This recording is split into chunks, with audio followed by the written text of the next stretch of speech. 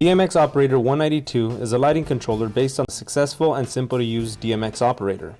The DMX Operator 192 is a 192-channel DMX lighting control device designed for DJs, nightclubs, and bars. This controller allows operators to easily manipulate moving lights via simple to use buttons and faders. The DMX Operator 192 can control up to 16 moving lights, each consisting up to 16 channels. Up to 240 programmable scenes and 12 programmable chases can be recorded to the Operator 192's memory via 30 scene banks. Separate speed and fade faders allow you to set a chase rate and add a crossfade between chase steps on the fly. USB input is available to accept a USB work light and our proprietary USB memory stick. A joystick is supplied to control the pan and tilt of moving lights. However, it is interchangeable if you desire to use the optional dual data wheels. All accessories, which include USB work light, model USB light, USB memory stick, model USB stick, and dual data wheel module, model DWM192, are available through your local Elation dealer. The RCA audio input. This input is for a line level signal coming from the output of a mixing console.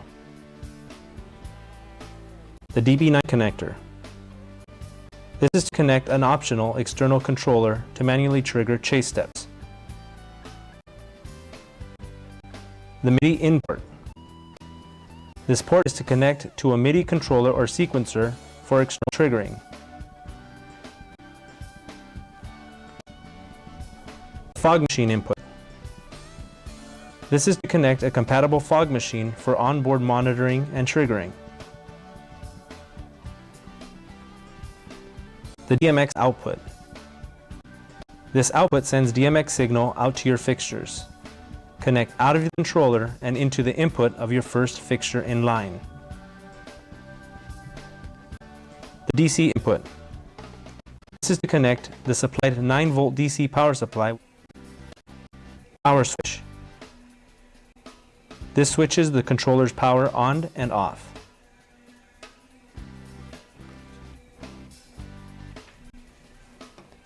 For reference, programming, editing, and playback instructions are on the rear of the panel. Fixture buttons 1 through 12. These buttons are used to select and deselect desired fixtures for manual control or during the programming stage. 8-channel faders. These faders are used to adjust fixture channel levels to a desired setting. Scene buttons 1 through 8. These buttons are used to store and play back scenes. The channel bank button. This button is used to switch between channel banks 1 through 8 and 9 through 16. The active channel bank can then be controlled using the 8-channel faders. When the LED above 1 through 8 is lit, channels 1 through 8 are active and can be controlled with the faders. When the LED above 9 through 16 is lit, channels 9 through 16 are active and can be controlled with the faders. The LED display. The LED display shows you relevant information depending on the operation. The speed fader. The speed fader is used to set a desired chase rate during playback. Its range is between 1/10 of a second to 10 minutes. The fade time fader. The fade fader is used to set a desired crossfade between chase steps during playback. Its range time is between 0 or no fade time to 30 seconds. The up-down bank buttons. These buttons are used to scroll through scene banks and chase steps. The USB port. This port is used for a USB work light and for data backup via our proprietary USB memory stick. The fog machine button. This button will trigger a compatible fog machine when connected. Compatible fog machines include FogStorm 1200, FogStorm 1700, Volcano, Vaporflow, Vaporizer, MB1000, Stallion, and Dentari Z300, Z800, and Z1000. The LEDs next to the button indicate when the connected fogger is heating or ready for use. The red indicator LED indicates that the fogger is heating, and the green indicator LED indicates that the fogger is ready to be used. Chase buttons 1 through 12. These buttons are used to store and play back chases. The program button. This button is used to enter program mode to record scenes and chases, as well as assigning the joystick. The Music Bank button. This is a multifunction button. It is used to activate the internal microphone and the RCA audio input when connected. It is also used to copy a scene bank over to another bank. The MIDI Record button. This is a multifunction button. It is used to set the MIDI channel and to record scenes and chase steps. The Auto Delete button. This is a multifunction button. It is used to automatically trigger scenes and chase steps. It is also used to delete scenes and chases when in program mode. The Tap Display button. This is a multifunction button. It is used to override a chase rate during playback and to view chase steps when in program mode. The Blackout button. This button deactivates all channel output. The Mode button. This is a multifunction button. It is used when assigning the joystick and activating the crossfade setting. The Find button. This button affects the way the joystick operates. When the Find button is selected, adjustments made to the joystick will increment and decrement in the smallest possible values. The Joystick. The joystick is assignable and traditionally set to control the X and Y channels of a moving light. The joystick is interchangeable with our optional data wheels.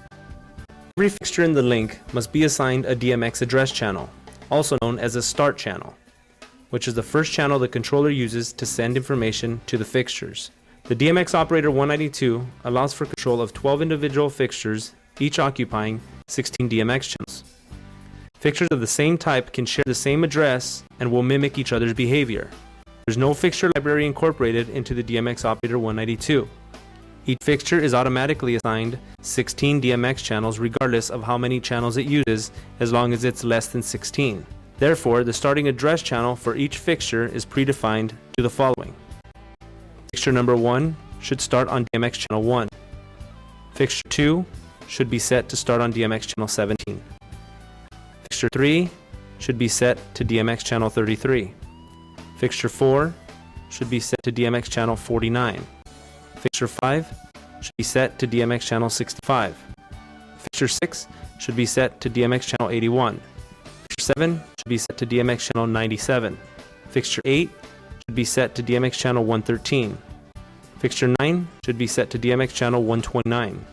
Fixture 10 should be set to DMX channel 145. Fixture 11 should be set to DMX channel 161. And Fixture 12 should be set to DMX channel 177. Assigning your fixtures to these settings will give you individual control when selecting the Fixture button.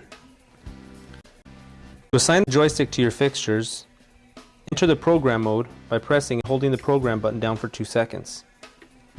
A small indicator next to the program text will illuminate. Next, select the fixtures that you wish to assign the joystick for by pressing the corresponding fixture buttons. Only the selected fixtures will be assigned to the joystick. Next, press the Mode button followed by the Find button simultaneously. As a result, the Pan and Assign LEDs will illuminate. Your display will read PL00. This is for our Pan low byte channel, which is currently set to 0. Press the Tap Display button to get to the high channel. This is our coarse channel. Next, press the Mode button and simultaneously select the Scene button that corresponds to the channel that controls your pan. For example, my fixture's pan channel is channel 1, so I'll hold the Mode and 1. All 12 chase LEDs will momentarily flash, and your display will read PH01. This means that our pan channel has been assigned to channel 1 for our first 6 fixtures.